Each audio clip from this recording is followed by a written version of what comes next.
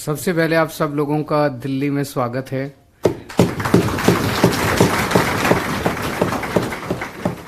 मैं माफ़ी चाहता हूँ, मुझे ही आना था लखनऊ आप लोगों से मिलने के लिए, लेकिन इस वक्त दिल्ली में कुछ ज़्यादा ही उठा पटक कर रखी है मोदी जी ने तो उसकी वजह से मुझे दिल्ली में रुकना पड़ा।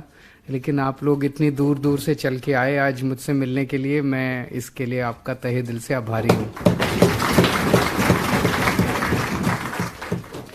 आप सब लोगों को बहुत बहुत बधाई इस शानदार जीत की। मैं समझ सकता हूँ, यूपी तो एक तरह से बीजेपी का गढ़ माना जाता है। वहाँ पे आप लोगों ने बीजेपी को, सपा को, इनको सब पार्टियों को हराया और खूब मेहनत की।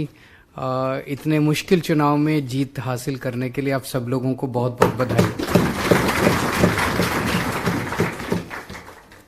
आम आदमी पार्टी ने देश के अंदर राजनीति में पूरा का पूरा नैरेटिव बदलने की कोशिश की है।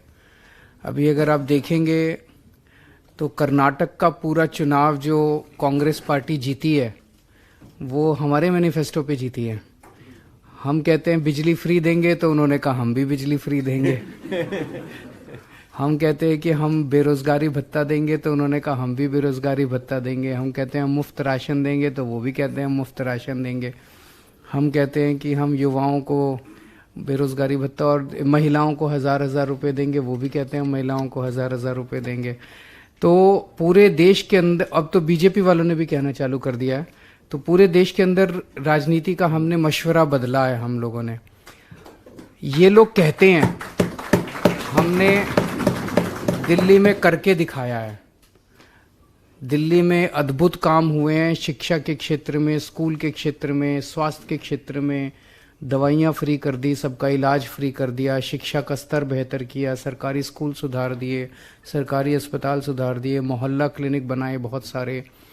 तो पहले राजनीति में वोट जब मांगने जाते थे तो कहते थे मैं ब्राह्मण हूँ, सारे ब्राह्मण मेरे को वोट दो। मैं इस जाति का हूँ, सारे इस जाति के मेरे को वोट दो। मैं एससी हूँ, सारे एससी मेरे को। जाति के नाम पे मांगते थे, हिंदू मुसलमान के नाम पे मांगते थे। कई लोग हमसे पूछते हैं भाई आपका वोट बैंक कौन सा है, तो हमें भी नहीं समझ आता हमारा वोट। जो भी इस देश की तरक्की चाहता है, जो भी व्यक्ति इस मुल्क की तरक्की चाहता है, वो हमारा वोट बैंक है।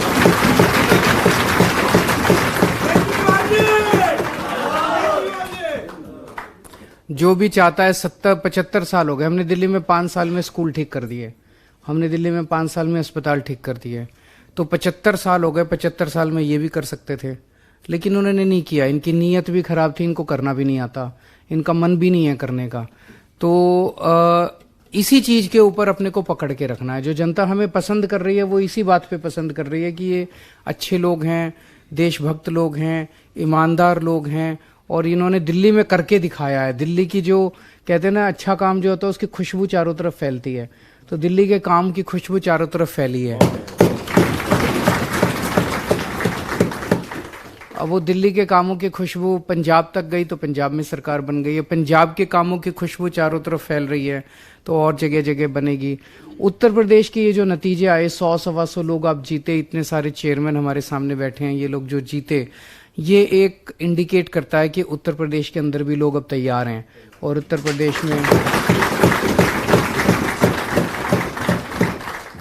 प्रदेश में लोग चाहते हैं कि वहाँ भी अच्छी सरकार आए, उनकी तरक्की करे अच्छी उत्तर प्रदेश के अंदर भी।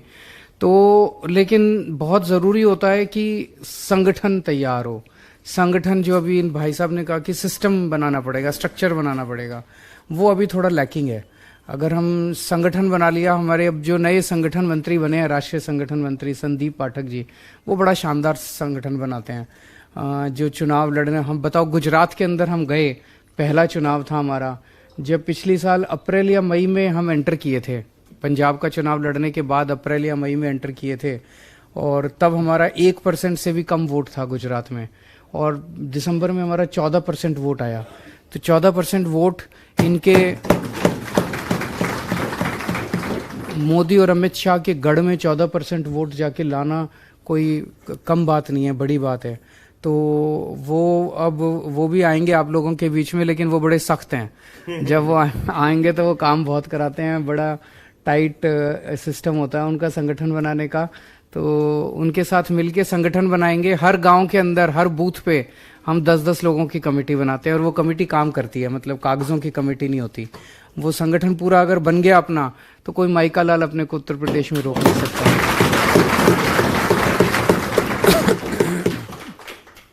जितने लोग आप जीते हैं, आप सब लोगों पे ज्यादा जिम्मेदारी है हमें आगे जिताने की। जैसे दिल्ली के लोगों ने हमें दिल्ली में वोट देके पहली बार जिताया, 28 सीट आई थी, लेकिन वो 49 दिन की सरकार एक ऐसा अजूबा थी।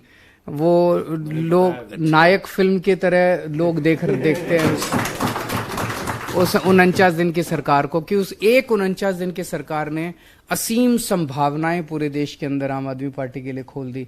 वो 49 दिन की सरकार आई और उसके बाद तो फिर बस 67 सीटें, फिर 62 सीटें हम अपने काम के दम पे लेके आए।